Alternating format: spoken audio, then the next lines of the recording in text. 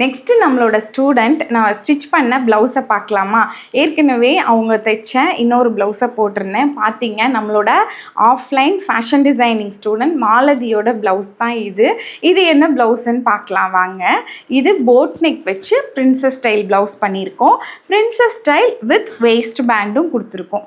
இங்கே waste pant மட்டும் கொடுக்காம பிரின்சஸ் கட்லேயே என்ன பண்ணியிருக்கிறோம், இங்கே உள்ள சென்டர் டாட்டும் கொடுத்துருக்கோம். இப்படி கொடுக்கும்போது நல்ல ஒரு கப் ஷேப்பை வந்து உங்களால் பார்க்க முடியும். நல்ல ஷேப் வந்து உங்களுக்கு கொடுக்கும். அவங்களும் இதை போட்டு எனக்கு வந்து ஃபிட் செக் வந்து கொடுத்துட்டாங்க. ரொம்ப பர்ஃபெக்டாக சூப்பராக இருந்தது. பட் ப்ளவுஸ் அப்படிங்கும்போது டைரெக்டாக போட்டு காட்ட முடியாது. அதனால் இங்கே மேனிக்வின் போட்டு நம்ம காட்டி பார்த்தீங்களா, பேக்கில் சேம் லைக் அதே மாதிரி ஹோல் கொடுத்துருக்குறாங்க. இதில் ஒரு புது டெக்னிக்கை இன்க்ளூட் பண்ணியிருக்கோம்.